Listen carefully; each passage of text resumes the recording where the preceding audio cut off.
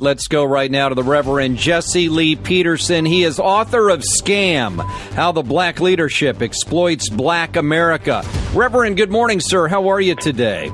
All is well. Thanks for having me on. I appreciate it. Our pleasure. You are the founder and president of the national nonprofit organization called BOND, the Brotherhood Organization of a New Destiny. I want to talk to you about the Brotherhood here. Is it being divided right now over the slaying of Trayvon Martin? Without a doubt, and that's the plan.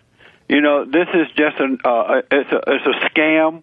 It's another way to kind of fire up the black community because this is an important election year. This is the last year for Barack Obama to be in the White House, and these folks are desperate because black Americans are not as excited about the president as they were in 2008. They're kind of laid back now. They see what he's about. Sharpton, Jesse Jackson, and others are desperate. This is not about Trayvon. It's not about George Zimmerman. It's about gaining power and wealth and nothing else. We saw this before with the so-called Gina 6 situation with those black boys down in Louisiana. They all ran down, pretending that they thought that the boys were innocent, found out that they were not. And they gathered money, collected money, and went back into their rat holes. And then we saw it again with the Duke Lacrosse case with the stripper, black stripper accusing the white guys. We all knew it wasn't true, but they ran down. The same people that are doing this ran down there. They collected money, tried to destroy the Duke Lacrosse family, and they went back to their rat hole. So just more of the same. They could care less. Even the parents, you know. I hear people say, oh, we need to have sympathy for the parents. If the parents were really grieving in the right way, they would not have invited or participated with Sharpton and Jesse Jackson and created this type of divisiveness between the races.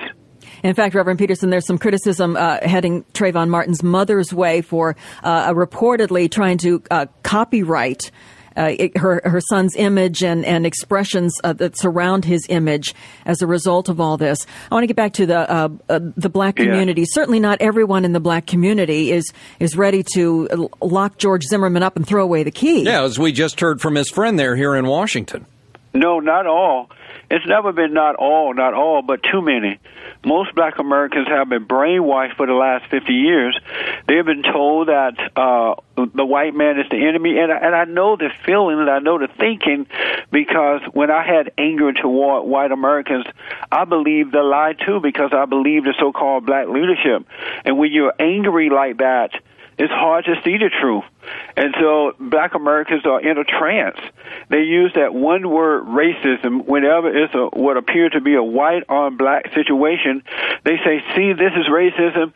Black folks go into a trance, not all, but most, go into a trance, and white people head for the hills, and it just gives more leeway for deception in our country. And it's not going to change until white Americans and blacks who know that these people are hypocrites, know that they're scam artists, poverty pimp, race hustlers, we got to come together as one and stand against these folks. You cannot be afraid of them because you empower them when you have fear. And once white Americans overcome the fear of being called racist, then these folks have nothing to stand on, and it's over for them because they don't have God on their side. They only have intimidation. In fact, Reverend Peterson, if you look statistically, there is more black on black crime than there is white on black, but there doesn't seem to be any outcry over that. Because they don't care.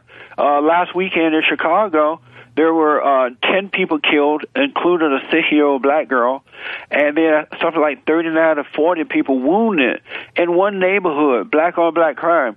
Where are these people about that? You don't hear a word. Mm-hmm. There was a white young boy in Missouri, I believe. I may have the wrong state, but he has gasoline thrown on him by 2 black boys, and they set him afire.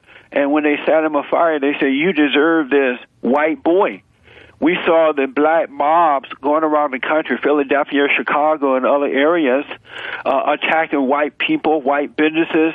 You didn't hear anything from Jackson or Sharpton or any of these people because they really, really don't care. When it's black on black crime or black on white crime, there's nothing in it for them, and so they do not get involved. Yeah. And that's why when they're down there pretending like they're so wounded and this is racism with Trayvon, I just roll my eyes at the situation. I think most normal people do.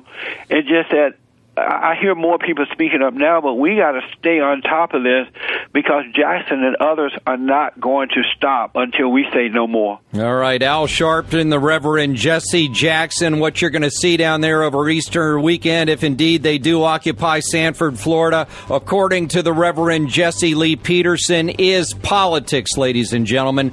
Pick up his book. It's called Scam, How the Black Leadership Exploits Black America. Again, he's the founder and the president of Bond, the Brotherhood organization of a new destiny. Reverend, thank you for being with us, sir. We appreciate it very much. All right. Thank both of you for having me on. I appreciate it as well.